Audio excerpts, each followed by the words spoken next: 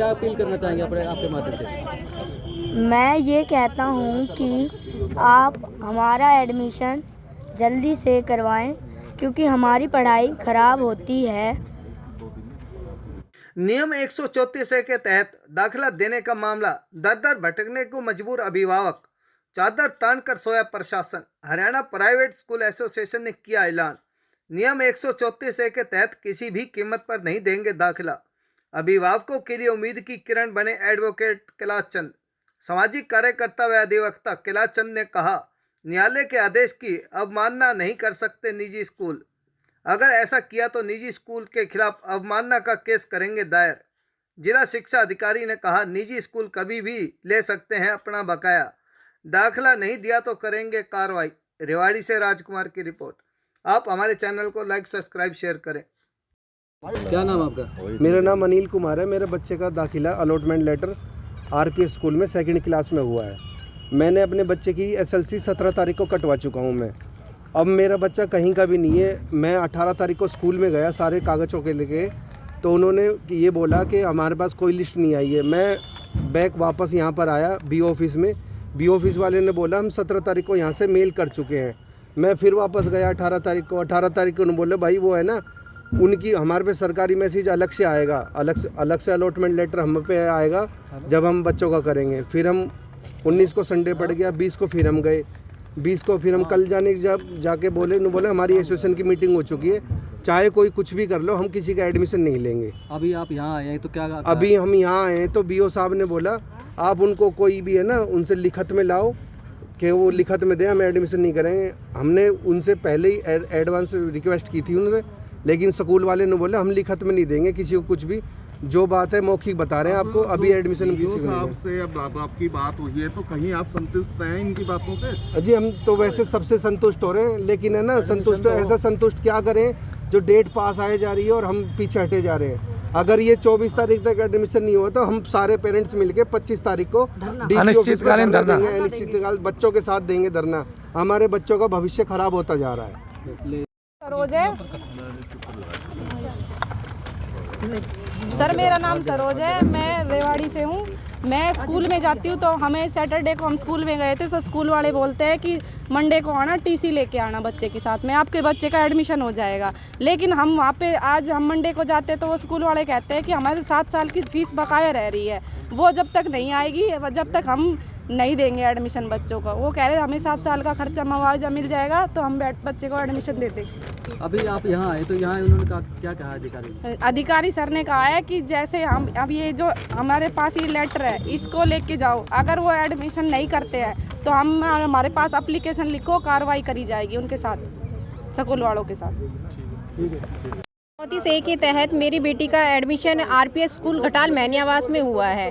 मेरी बेटी ने 90% मार्क्स हैं, लेकिन हाँ 90% मार्क्स हैं, लेकिन फिर भी स्कूल वाले चक्कर पे चक्कर कटवाए जा रहे हैं। 15 तारीख को रिजल्ट आया इस 134A का और आज 21 तारीख हो गई। हमें 16 तारीख से 21 तारीख तक इतने 4 चक्कर काट चुके हैं स्कूल के, लेकिन स्कूल वाले कोई सुनवाई नहीं कर रहे। बस एक दिन रोज कल आना बस यही टाले जा रहे हैं। और बताओ कहाँ तक सब्र करें। आज हम बीओ के ऑफिस आए हैं, बीओ सर ने अभी इस पे रिजल्ट पे साइन किए हैं, कह रहे हैं इनको दिखाओ उन्हें। फिर इसके बावजूद भी वो कह रहे हैं मैनेजमेंट से हमारी अभी डिस्कस हो रही है, गवर्नमेंट के साथ हमारी मीटिंग चल रही है, तब तक वो कोई सॉल्यूशन नहीं देते, आगे से हमें ऑर्डर नहीं आता तब तक हम कोई एडमिशन नहीं लेंगे। अब बताओ पेरेंट्स नहीं देंगे तो क्या करेंगे? अगर नहीं देंगे तो हम डीसी ऑफिस के सामने धरना धरेंगे। अब बताओ बच्चों का तो फ्यूचर खराब हो जाएगा ना। हम टीसी कटवा चुके हैं स्कूल से, ये एडमिशन नहीं ले रहे, बच्चों की टीसी कट चुकी है स्कूल से और बच्चे घर बैठे हैं। बताओ बच्चों का तो फ्यूचर खराब हो जाएगा ना, ऐसे थोड़ी होगा। पहले इतनी पढ़ाई खराब हो चुकी है बच्चों की। ठीक है, अगर हमारे बच्चों को 24 तक एडमिशन नहीं हुआ तो हम 25 तारीख को डीसी ऑफिस के सामने अपने बच्चों को लेकर जाएंगे और वहाँ पर बैठ जाएंगे, अनिश्चितकाल धरना देंगे, क्योंकि हम चक्कर काट के स्कूलों के थक चुके हैं। जब से हमारे बच्चों के स्कूल अलॉटमेंट हुए हैं तब से हमें ऐसे टाला जा रहा है, एंट्री नहीं देते हैं स्कूल में, कहते हैं नहीं है जाइए बाहर, हमें अंदर ही नहीं जाने देते हैं। कभी कहते हैं लिस्ट नहीं आई है, कभी कहते हैं टीसी लेकर, टीसी काट के घर बैठे बच्चों की पढ़ाई भी बेकार हो रही है। अब आप ही बताइए, सरकार तक हमारी गुहार पहुंचाइए कि अगर 134 के एग्ज़ाम आपने कराए हैं तो स्कूल भी जल्दी हमें मिलवाए बच्चे, क्योंकि बच्चे पहले ही कोरोना काल से अपनी पढ़ाई ख़राब कर चुका है, अब और कितनी ख़राब करेगा। इतना पीछे जा चुका है बच्चा। अगर 8वीं में है तो उसको 6ठी का भी कुछ नहीं आता है। परेशान हो चुके हैं हम। गरीब आदमी कहाँ तक चक्कर लगाएगा। स्कूल वाले अंदर नहीं जाने देते हैं, हमें बाहर भगा देते हैं। क्या हमारे यही है? हमारे लिए गार्ड बाहर से कह देता है नहीं 134 का कोई एडमिशन नहीं है, जाइए यहाँ से। अब बताइए आप। गरीबों का अपमान। गरीबों का अपमान ही है। अब हम गरीब हैं, हमारे बच्चों के लिए पढ़ रहे हैं, तो अगर 134 हमारे लिए बनाया गया है तो हमें उसका अच्छी तरह से फ़ायदा मिले। ये थोड़ा कि हमें स्कूल में ही एंट्री ना दें, कह दे बाहर से गार्ड को कह देते 134 वाला आए तो उनको कह देना लिस्ट नहीं आई है, जाओ यहाँ से। हाँ जी, बच्चों के एडमिशन के लिए सिर्फ इनको दिलासा देने से कहाँ तक काम चलेगा? नहीं, इनको दिलासा नहीं दिला रहे। सभी स्कूलों में जो ये एडमिशन हमने किए हैं, इन सब के एडमिशन करवाना हम सुनिश्चित करेंगे। ये सरकार की जिम्मेवारी है। अगर मैंने इन गार्जियन को कहा है कि भाई जो भी स्कूल आपको परेशान कर रहा है, आप अपना अलॉटमेंट लेटर लगा करके एक एप्लीकेशन खंड शिक्षा अधिकारी को दे दें, हम इन सब का एडमिशन कराना सुनिश्चित करेंगे। कैसे आगे प्रक्रिया आप कैसे हम इनको नोटिस जारी करेंगे। इनको मान्यता सरकार से दी हुई है, और जब मान्यता जब इनको देते हैं तो उस टाइम इनसे एक एफिडेविट लिया जाता है कि हम 10% बच्चे फ्री पढ़ाएंगे, तो वो इनको पढ़ाने पड़ेंगे प्राइवेट स्कूलों को। कब कार्रवाई होगी? आज ही कर देंगे। आज सारी कंसोलिडेट रिपोर्ट आज हम डीओ को भेज देंगे, और डीओ कल इनको लेटर इशू करके शोकाज नोटिस देके उनको बुला लिया जाएगा। 1-2 दिन में इनके बच्चों का सुनिश्चित बिल्कुल सुनिश्चित 100%। 24 डेट की आप चिंता ना करें। डेट अगर 24 तक हो जाएगा, 24 नहीं को सरकार डेट बढ़ा देगी, सरकार के हाथ में है ये। माना जाए कि अब हाँ बिल्कुल 100% सभी बच्चों का एडमिशन होगा। ठीक है सर। ठीक। आज हमारी जिला रेवाड़ी की हरियाणा प्राइवेट स्कूल एसोसिएशन की मीटिंग में एक डिसीजन हुआ है कि 134(a) के तहत जो विद्यार्थियों को एडमिशन सभी स्कूलों में देना है, पिछले 7 साल से शिक्षा विभाग वो पैसे जारी नहीं कर रहे। अगर शिक्षा विभाग पहले 7 साल के पैसे जारी करें, सरकार जारी करे, उसके बाद ही हम 134(a) के तहत एडमिशन देंगे। अदरवाइज 134(a) के तहत हम एडमिशन नहीं देंगे। हम पढ़ाने के लिए तैयार हैं बच्चों को 134(a) के तहत, लेकिन जब तक 7 साल का भुगतान नहीं होगा हम किसी भी 134 के तहत एडमिशन नहीं देंगे। तो क्या आपने जो 134(a) के तहत पैसे लेने की प्रक्रिया जो थी फॉर्मेलिटी सही पूरी की सरकार से? देखिए, वो हमारी सबकी प्रक्रिया यानी बीओ और डीओज ऑफिस से अनेक बार रिमाइंड देने के बाद भी कुछ स्कूलों को जारी हुए हैं, गिने चुने स्कूल हैं, उसमें मुट्ठी भर स्कूल हैं। हम चाहते कि जहाँ भी जिन स्कूलों में 134(a) के तहत पढ़ते, तमाम सभी स्कूलों को पिछले 7 साल से वो भुगतान किया जाए, उसके बाद हम एडमिशन देंगे। और अभी हमारा सरकार से सुझाव भी है, शिक्षा विभाग से भी सुझाव है।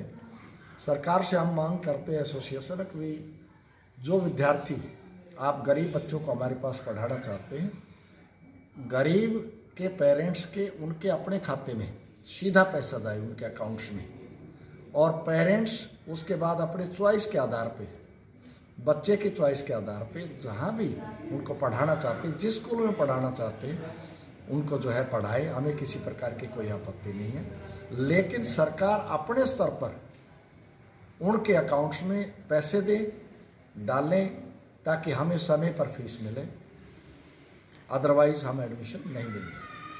34(a) के तहत परीक्षा हो चुकी है। अब दाखिले के लिए जब अभिभावक स्कूल जा रहे हैं तो उन्हें चक्कर कटवारे जा रहे हैं, तो अभिभावक ऐसे में करे क्या नियम और कानून क्या कहता है? देखिए, नियम 134(a) में क्लियर प्रावधान है कि किसी भी बच्चे का जो सरकार द्वारा अलॉट कर दिया गया स्कूल, वो स्कूल किसी भी बच्चे को दाखिले के लिए मना नहीं कर सकता। अगर मना करता है तो सीधा है कि वो माननीय हाईकोर्ट का आदेश की अवहेलना है। इसके लिए अभिभावकों को चाहिए कि वो अपने जिला शिक्षा अधिकारी, जिला उपायुक्त या निदेशक को अपनी शिकायत भेजें। अगर फिर भी कार्रवाई नहीं होती तो न्यायालय का जो दरवाज़ा है वो भी खटखटा सकते हैं। बकाया की अगर बात कर रहे हैं, स्कूल कह रहे हैं कि बकाया नहीं मिला, इसके लिए वो क्या इनके लिए रूप निर्धारित है इनका?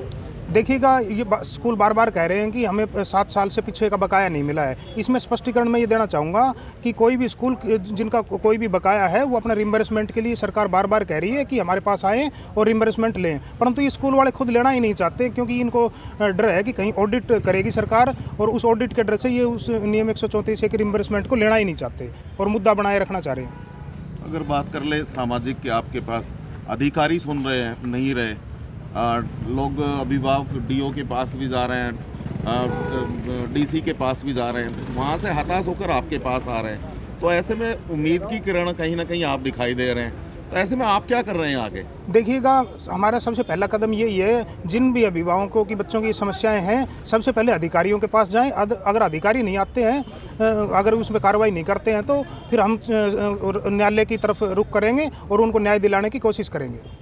अभी तक कितने अभिभावकों ने आपसे संपर्क किया है? पूरे प्रदेश से मेरे पास लगभग 600-700 पेरेंट्सों का फ़ोन भी आ रहे हैं और खुद आके मिल भी रहे हैं मेरे से, और उनकी शिकायतें हम निदेशालय को भी भेज रहे हैं और प्रत्येक ज़िले के उपायुक्तों को और प्रत्येक ज़िले के जिला शिक्षा अधिकारियों को उनकी शिकायतें भेज रहे हैं हम।